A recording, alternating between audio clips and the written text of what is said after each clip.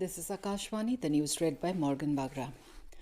The Maichung cyclone storm is currently positioned off coast at 20 km east of Ongole and 50 km southwest of Bapatla in Andhra Pradesh. The system is likely to move northwards along the coast of Bapatla. The fourth sector of the cyclone system has entered the land. Landfall process is continuing and is likely to continue for the next 3 hours.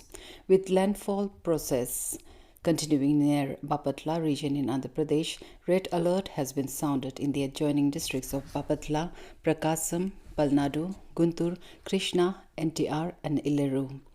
Rainfall is gradually on a downward trend in Nellore, Tirupati district of Andhra Pradesh and the districts of northern Tamil Nadu, including Chennai city, since this morning. The departure and arrival of flights from Chennai, Tirupati, Vijayawada and Visakhapatnam remains restricted.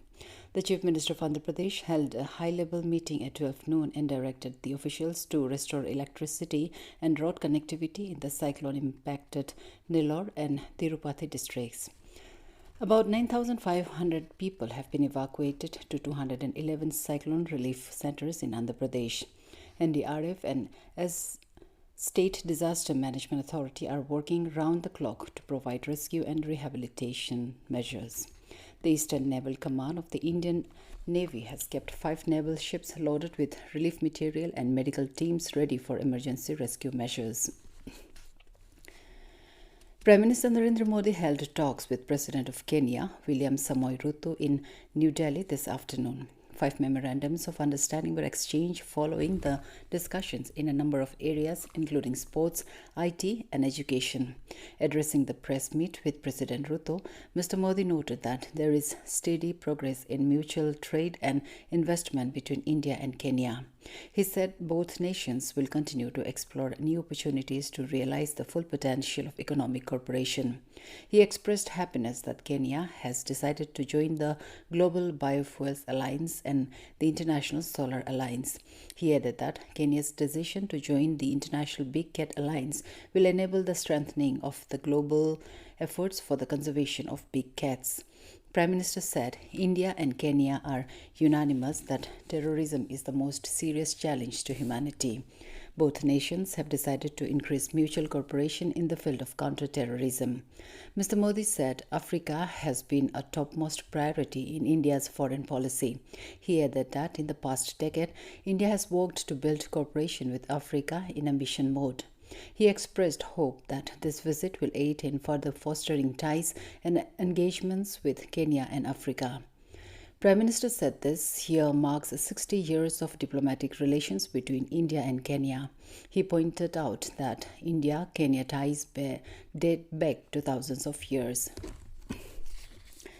Minister of State for Finance Bhagwat Karat has informed the Rajya Sabha that a total of 18 crore and 50 lakh beneficiaries were enrolled under the Pradhan Mantri Jeevan Jyoti Bima Yojana and Pradhan Mantri Suraksha Bima Yojana during the last 3 years.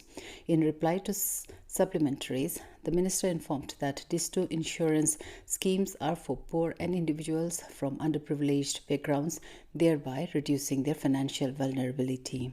He informed that earlier these 2 schemes were incurring losses, and after a review, the annual premium for the PMSBY was increased from 12 rupees to 20 rupees for accidental death cum disability cover of 2 lakh rupees. The premium of PMJJBY was increased to 436 rupees from 330 rupees earlier for a life cover of 2 lakh rupees in case of death due to any reason. In Jammu and Kashmir, the National Investigation Agency today conducted raids at 8 locations in connection with a terror funding case.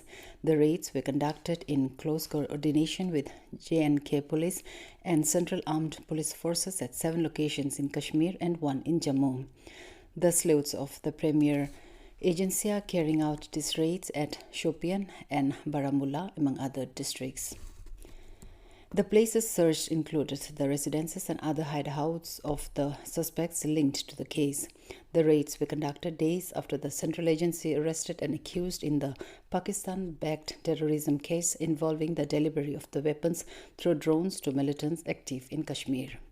That's all in this news bulletin. Namaskar.